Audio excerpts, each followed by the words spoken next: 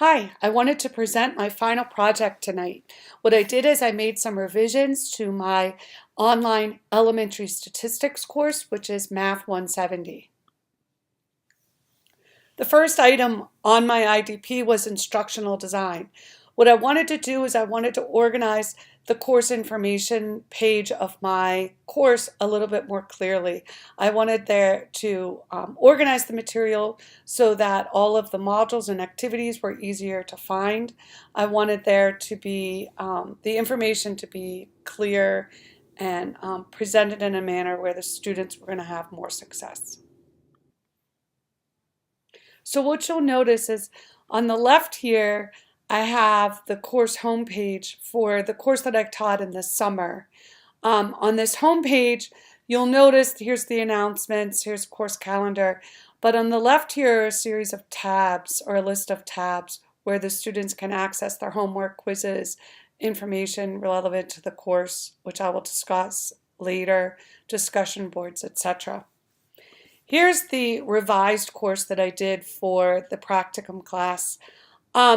Notice that this list is a little bit different. We have course information. This is addressed in my IDP number 3. But what this IDP 1 is referring to is this list of chapter resources.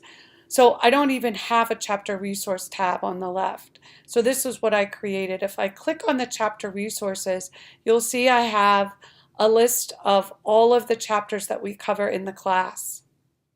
And if I click on each of these chapters, what is listed here on the right are all of the learning outcomes, any tutorial videos, and any other videos that are relevant to that chapter that can help the students learn the material. So as you go through this, you will see I have this for each of the chapters. One of the things that was addressed by one of my classmates, Depeche, is that this is not consistent. This highlighting is not, or the links are not consistent, and I'm working on that. For some reason, this learning management system is a little bit difficult, and it's not working the way I want to, but I will standardize the way those links appear. So anyway, you can see that this is material that wasn't even in this course. One thing that I am not addressing, however, is a variety of instructional strategies. So I want to provide for the students a variety of delivery methods. I want to include, in addition to videos, some possible podcasts, some PowerPoint presentations, and I'm working on that. The second IDP has to do with communication. Admittedly, I believe this is the weakest part of my online course. So I wanted to promote specifically more student-to-student interaction. So once again, on the left here is the old course. So if you look at this discussion board, I clicked on this link, and one of the discussions is the welcome introductions. And if you click on this link, it brings up the instructions. Students post an introduction of yourselves to the class. It wasn't very specific. It didn't talk about the points assigned for it. It wasn't very inviting. I changed that. So over here is the new course. And if we look on that welcome and introductions page, this is where I incorporated this 2 truths and a lie activity. It's just a little bit more lighthearted, trying to get the students to interact in a fun way with each other. The instructions are a lot clearer. I talk about what the points are, and I give deadlines. Also, the students have a forum where they can share ideas on how to use the calculator. This was suggested by the instructor of the practicum and some of my classmates. So here's a space where the students can share their ideas on how to use the calculator. I give very specific instructions for the TI-84, but I don't use or present material using the Casio or the TI Nspire. So if the students have those calculators, they can share their experiences and their resources with each other in this forum. I'm anxious to see how this works out next semester. And then we have the muddiest point posts.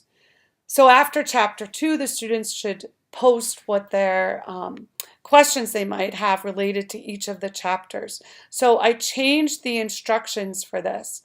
I tell the students what I want them to do in this forum, and I give them more specific instructions on how they will receive the points, and I allow for some extra credit and explain how that's going to be given out.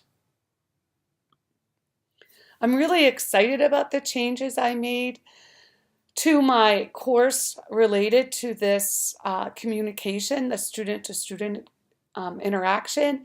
In fact, I have already implemented it in the course I'm teaching this semester, giving the students an extra credit point for answering each other's questions, and I've seen a real spike in the amount of collaboration between the students, so I'm really excited about this change. Lastly, my third IDP has to do with web design. So what I wanted to do is I wanted to make the important material more readily available to the students. I wanted them to be able to see it more quickly and use it effectively. So you'll see the old course here on the left, and what I'm going to refer to is making this really important information more readily available. So previously, that information is on this course information tab, which is below homework quizzes in the textbook. And here I just simply have a list of the important materials like the syllabus, the introductory letter, some midterm practice materials, final practice materials, and it's all just listed here. What I changed is I moved that tab up so that it's right underneath Course Home, showing how important it is. And then what I did is I just rearranged it. I added a couple things here and made this a little bit easier for the students to navigate and to find.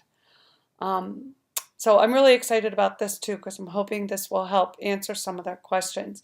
I also created tabs for each of these so the students can see what's important for the general course information. Here's a tab that's specific to preparing for the midterm and the final exam. This is specific to how to schedule that. This final and midterm is given in a proctored environment, and I explain how that is done. So I'm really excited about the changes I made, and I thank you for letting me present this to you.